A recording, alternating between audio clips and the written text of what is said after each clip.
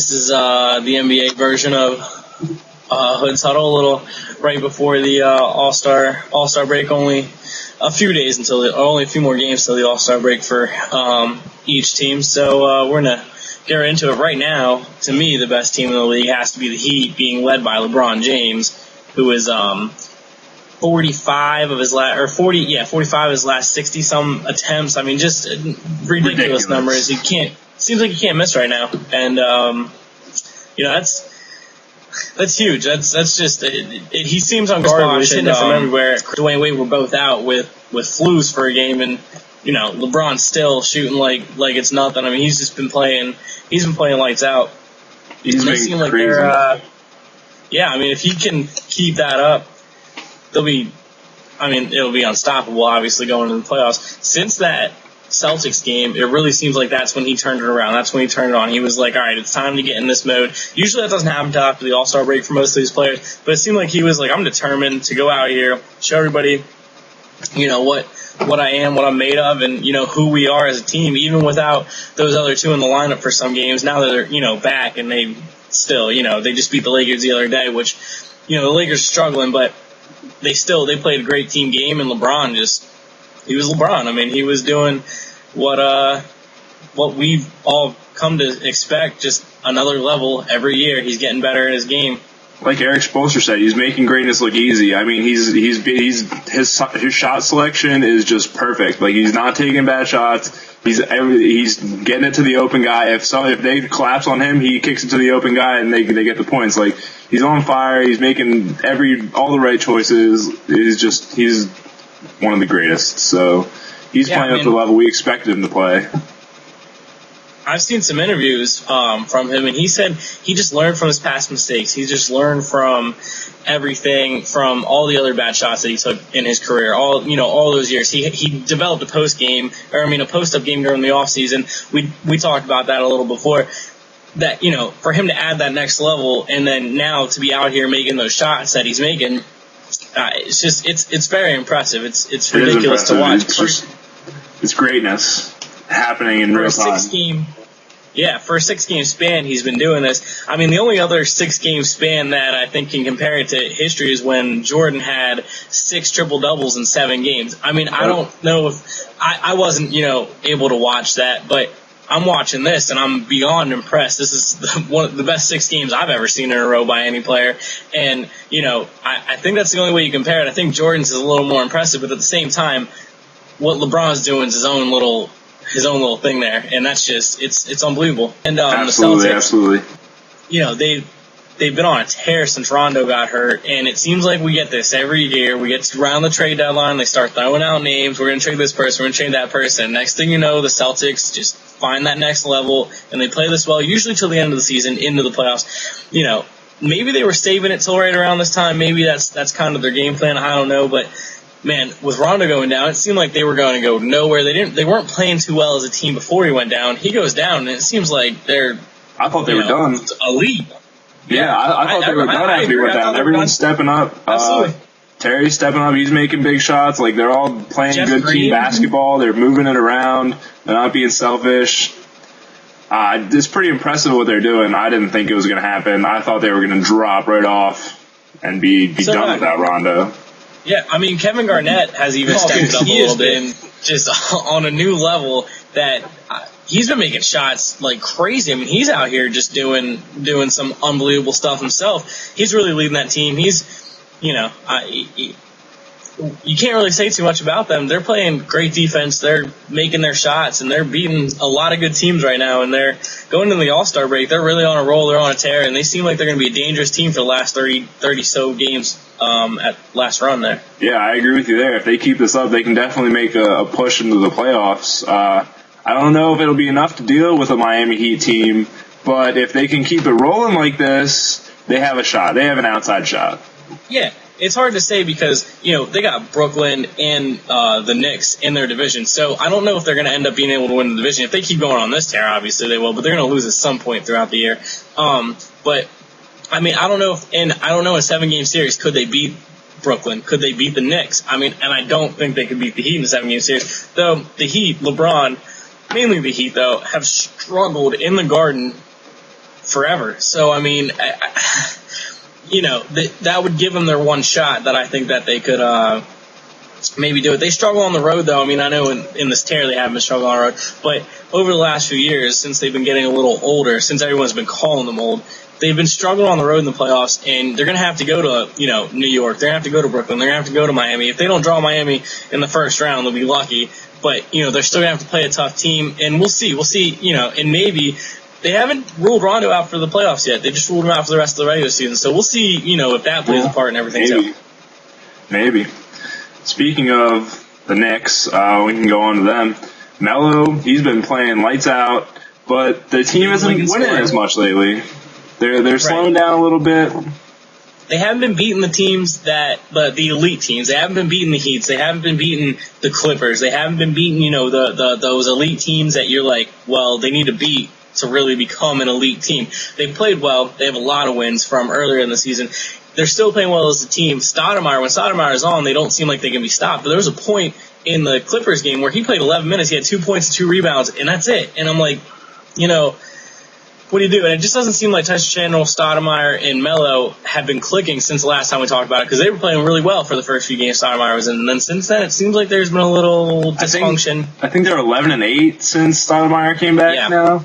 Yeah. And it's rough because when we talked about this earlier, I said Stoudemire is one of the key pieces, and if they can get him to work with Melo, they're a really great team. But it doesn't seem like they can do it. And at that point, he was working well with Melo and Chandler, and then Shumpert came back, and Shumpert was playing well. At that point, it seemed like they were going to be a really scary team once they got all their pieces healthy. But now it's like back to the old Stoudemire ways where they're playing worse with Stoudemire in the lineup. And that's not what you like to see, because he's a good talent, and he can really help them win. If they can figure out a way to get him in the system, they'll still be scary, but 2 points and 2 boards in 11 minutes. I know he needs a lot of touches, but you got Melo on the floor. He really needs to learn. Someone needs to learn, and it's probably going to have to be Stoudemire to be able to play without the ball sometimes. Yeah, I agree. They got to find something, because they're putting a lot of pressure on Melo. Nobody's stepping up and helping him. I mean, Melo scored 42. Struggling. Yeah, Melo scored 42 in their last game, and he takes 2 shots in the fourth quarter. That's not how you're going to win. I know he was getting some good defense on him, and I mean that's the way you stop him. If you got to play him tough, but they got to find someone's got to step up. Jason Kidd's not looking like he was early in the season. I mean he's up there in age, but these are all things that they need to find some way to help Melo, because he can't do everything himself. And you watch a Knicks game and you're like, man, they are that close. Like, you can see it. They are so close. They play so well for times, and then they play so bad at other times. And you're like, they're there. They're right there. And they're not, though. They're missing something. And it's probably, one of those, Stoudemire stepping up. They need a big man kind of down low to be able to take care of stuff. Chandler's been playing good defense, but overall, I mean, he's not the greatest offensive player. And that's kind of been, they knew that. Everybody knew that.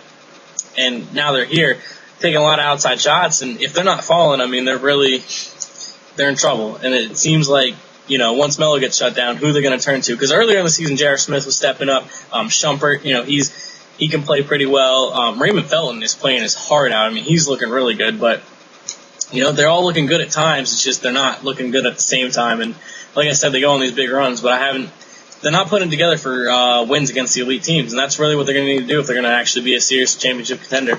I agree, and there's a lot of teams that are close to them. They're catching up. They had a pretty big lead. Like Brooklyn's only 4 games back, I think. Teams starting to catch up. They got to start playing a little better if they want to keep this momentum going for them. We'll see what happens. The Brooklyn Nets are that team that nobody's talking about, but they're hanging around. They're still there. They're not falling off. A lot of people are like, man, that talent, like, they're not really that good. They're in the middle, but they're hanging around in the middle, but they're doing what they're supposed to do. They're winning the games that they're supposed to win, and I really think that they might be able to make a little push. I mean, they're playing really good team basketball right now, and that coach got them playing. They are playing really well. The past couple games, they've been struggling a little bit. It hasn't been the same. I think Darren Williams is out for a couple games with a sore ankle or something like that. Yeah, the All-Star break's really coming at a good time for them with that injury. Yeah, it is. So I guess we'll see how they make out going into the break here, see what they can do when they come back from the All-Star break. But they are definitely a team that is not getting talked about as much as they could be but they're definitely hanging around and doing what they got to do to try to, make it to the playoffs. Yeah, I mean, they keep on this, they'll definitely make the playoffs. Hopefully for them, they won't draw like the Heat first round or anything, and I think they can make some noise. I think they match up well with a team like Indiana. Indiana's a good team, but I still think that the Nets kind of match up with them pretty well. They've been, like I said, they've been beating the teams that they're expected to beat. They've been playing well enough, and they deserve a playoff shot and a playoff run. Who knows? Like the Sixers or Indiana last year, all you got to do is get in there sometimes, and sometimes that's enough to really spark you to get that run. Yep. So how about the Lakers? Yeah, moving to the West, man. We're talking about the Lakers. Kobe's still playing lights out. Now he's passing the ball, which is like, whoa. I mean, this is Kobe Bryant. Thank you. Like, wow. And then he adds another dimension to his game. How many years into his career? It's unbelievable, really, if you think about it. But still, not putting it together. Still getting blown out by the Celtics. Played a good game against the Heat on Sunday. Still lost the game. I mean, Pau Gasol going out. That's not good. That's tough. That really Howard hasn't been 100%. Yeah, I think Kobe and Gasol play really well together, and with Gasol out, now Kobe's got to try to find that with Howard, and there's been a lot of riffraff. Do you think Kobe calling Howard out, I don't think he called him out, but do you think what he said was over the line? I don't think he tried to put it in the way that it happened. I think he said that, but that's how it did happen. Blows up a little. It's Kobe, so what he's gonna say stuff. He's gonna speak his mind. He doesn't like to lose, so I think it needs to be done. Something has to be done. I don't know. He's tried everything else. He's tried the buddy system. He's tried like being friends. He's tried all these different techniques to try to get Howard to like really step in there. Are we too early in Dwight Howard's career to say he might be like a T.O. where he goes to teams and he plays really like he made the Magic look really good for how many years, and then he started becoming unhappy and it became the Dwight Howard show, and they didn't even make the playoffs last year, and he is the best big man in the league, and it's a big man league. So it doesn't make sense that his teams aren't making the playoffs. The Lakers played worse with Dwight Howard. How does that make sense? You're the best big man in the league. You got Kobe Bryant. The two of them should be killing everybody like Shaq and Kobe did in early Kobe's career, and I know even when Shaq and Kobe had problems, they still won championships. So no one cared. It's kind of like Dwight Howard. It seems like, I think Kobe's like, hey man, you're not stepping up the way we all expected you to. Take some responsibility. Try to fix your game. I don't know. I mean, I don't think what Kobe said was out of line. I understand what Kobe said. I think the media blew it up a little bit. I think at the same time, he kind of wanted to send the message to like, hey, Dwight, like it's time. This is here. This is it. And you're right. He tried everything he could. I think he got that kind of from Phil Jackson. He did everything he possibly could, and then it was time for some tough love. Phil Jackson said he liked the idea, and you can't help think, if they got Phil Jackson instead of D'Antoni, what's happening? Is this going on, or are the Lakers winning? We talked about this on the last time we talked about the NBA, and neither of us like the D'Antoni decision. He doesn't seem to really work out well with the teams. It was personal reasons. It was definitely personal reasons for that GM. And I think he doesn't have they're not hustling. You see the Lakers, and on a turnover, you'll see, like, against the Heat, Kobe turned the ball over and Wade made that crazy save. Kobe sits there. The first thing he does is look at the ref because he thinks it's out of bounds. Yeah. Now, Kobe does that, so expect it. But then Dwight and Steve Nash, Dwight's going back at Steve Nash going on about him instead of getting back on and playing transition D, and the Heat get easy too. They don't hustle, they don't give a lot of effort all the time, I think, and I think that's their biggest downfall. D'Antoni needs to make them go do some sprints or something every day, maybe except Kobe, because, I wouldn't do that to Kobe. Count on Kobe. But, like, they need something because they're not hustling. Steve Nash is hustling. That's about the only Laker I think I've seen that's actually been trying. And how old is he? And he's off of injury, and he's still running harder and faster than everybody else on the court. Like, what is going on in LA right now? Yeah, and you can't expect Steve Nash to stop LeBron James coming down the court and things like that. Like, he just can't do it. The size is the matchup is just not fair. So they need to figure out something in LA. I think they need to just put forth a little more effort. Honestly, I think they're getting a little lazy. I think they're expecting things to come to them. Everyone always jokes, I could go in there and I could just stand there. I wouldn't even have to coach and, they'd win. Is this proving to everybody? No, you really do have to coach, because it seems like D'Antoni isn't taking the reins at all. He let Kobe say whatever he wanted to. It doesn't sound like he kind of made a statement either way saying, well, we support Dwight, we support Kobe. He didn't really make a statement at all. He was just kind of like, Kobe said what he said. Okay. Like, it was kind of like a bypass. I don't think he should have disciplined Kobe, but a lot of people are saying he should have. But you're getting paid $4 million a year, and it seems like you're just standing there on the sidelines and just telling him, all right, go play some offense. Like, obviously, D'Antoni never really teaches defense. Remember the joke, oh, I spent a half hour on defense in practice, and everybody laughed. It's funny because it seems like he doesn't spend any time on defense because they get blown out. They give up a ton of points. They almost gave 100 points up in 3 quarters to the Celtics a few weeks ago. Like, what is that? Like, how do you let that happen? But either way, I mean, you know, Dwight Howard, speaking of Dwight Howard, his dad came out, publicly said he didn't appreciate what Kobe said. He thinks D'Antoni should have stepped in. How do you feel about that? I mean, do you feel like his dad's a little out of line saying something? I mean, his dad might have a little bit of inside information. You know, he might actually know how Dwight Howard feels, because it doesn't seem like anybody knows how Dwight Howard feels, quite honestly. And, I mean, Kobe does take things too far sometimes, but he's got to do something. Is the leader on that team. Clearly, D'Antoni can't do anything about it. He's got to step up, and he's got to try to find some way to make this guy play, like, as hard as he can. And, I mean, there's injury. Dwight Howard still isn't 100%, so I honestly don't know how much that really affects his game. But he's still leading the league in defensive rebounds. You know, he can still do it. I mean, he's top 5 in blocks. Like, come on, like, there's got to be something. But they're not putting it together for team wins. It seems like he's getting his numbers, but they're not winning. And when he doesn't get his numbers and he plays like a team player, and Dwight Howard's never been a selfish player on the court. He seems like a selfish player team-wise off the court, but on the court, he's never been a selfish player. He'll give the ball up. He doesn't always look to score. He looks for the open shot. But it seems like when he's trying to get his numbers, when he's going for his I'm Dwight Howard, the best big man in the league, they don't win. And then it seems like when he plays within the system, they play well enough. They beat teams like Oklahoma City. It happens. They are a good enough team. They are good enough talent. They have it.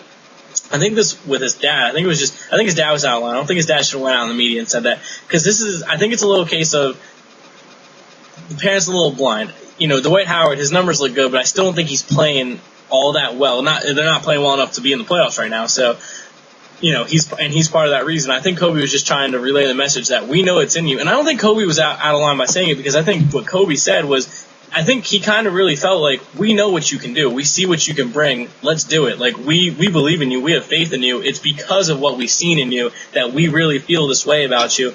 Go out there and do it. You know what I mean? I think his dad saying that D'Antoni should have said something or Kobe shouldn't have said something, or, you know, I think he was just trying to defend his son, but at the same time, this isn't high school. This isn't college. And even in college, it's not really should be acceptable. I don't think it should be acceptable at any level, in high school, college, NBA, any of it. But at the same time, I understand it. I understand where he's coming from. But maybe, you know, he caused a little more controversy, a little more drama in the locker room that definitely did not need it. Yeah, they definitely don't need that extra attention.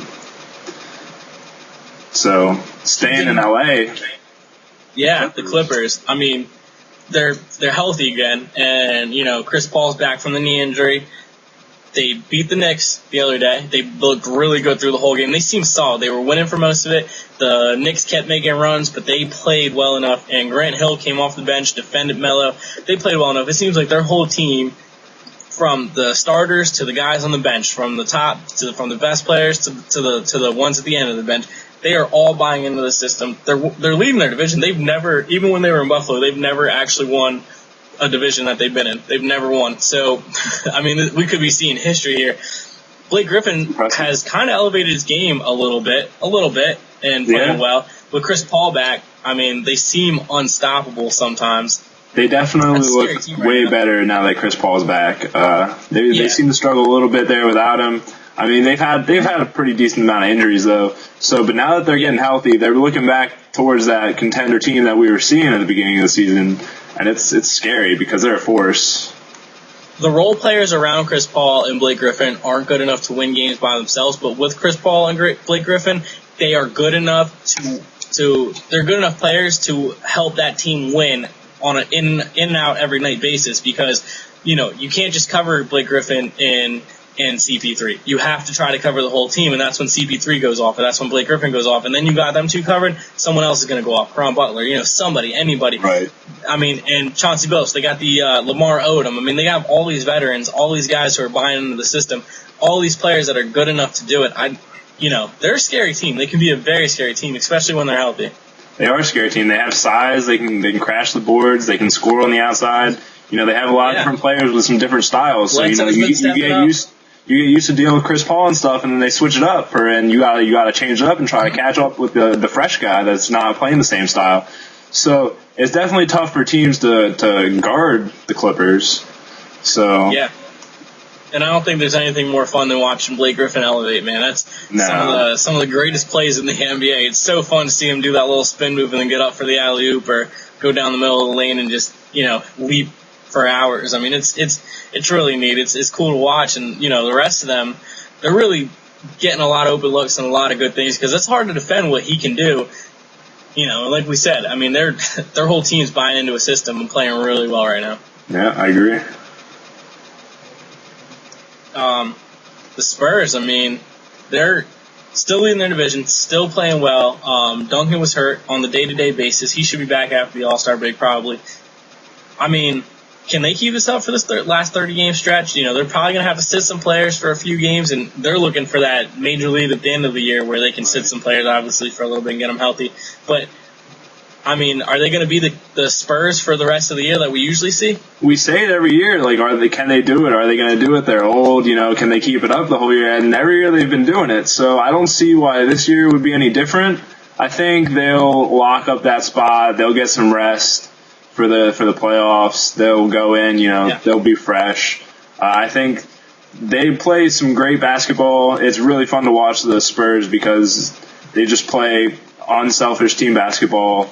They have so many great pieces that just make these awesome shots, and I think they'll probably win the division. Greg Popovich is always looked at as a great coach, and he does a really good job. He won a few championships, but I think he does a really good job in the regular season, especially since the team has gotten older, of really trying to find out the right chemistry, how to get every single player to buy into that same exact system, play the way that they're supposed to play. And I mean, you can't really say enough for how he coaches them in the regular season. It seems like they get to the playoffs and their burners kind of, run out. But right now, they're only looking at trying to lock up a playoff spot, and they're doing a really good job of getting that high. What do you think about the Nuggets? They're playing on fire lately.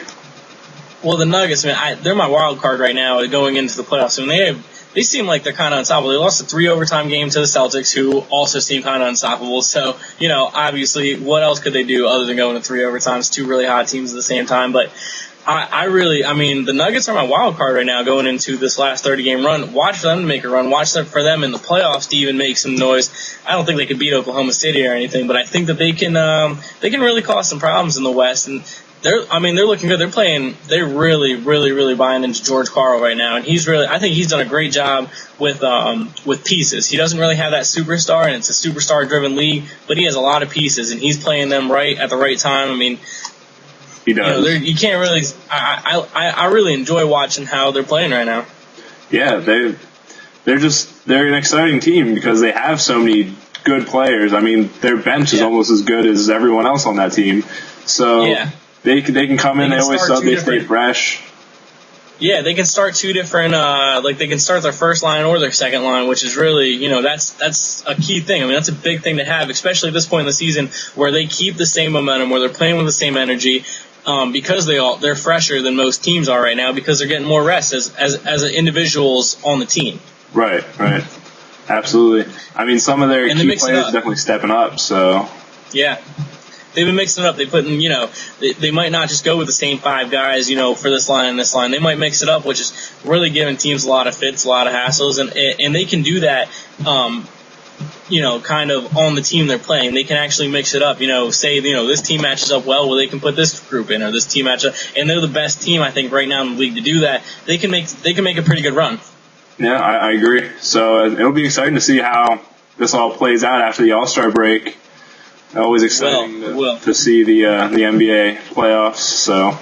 Yep. Yeah. I'm excited for the All-Star break here coming up. The Celebrity All-Star game on Friday, and then the skills and dunk contest on Saturday, and then the game itself on Sunday. It's always fun. It's always a good weekend. And, the basketball that comes after the All-Star break is always the best of the year. So I'm excited. I'm really excited. It's good. It's been fun so far. It's going to only get better. But so that was our NBA almost All-Star break edition. We're definitely going to kick back in on it probably sometime here in the near future to talk about how these teams and more played. And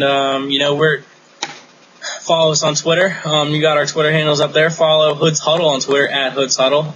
Like us on Facebook.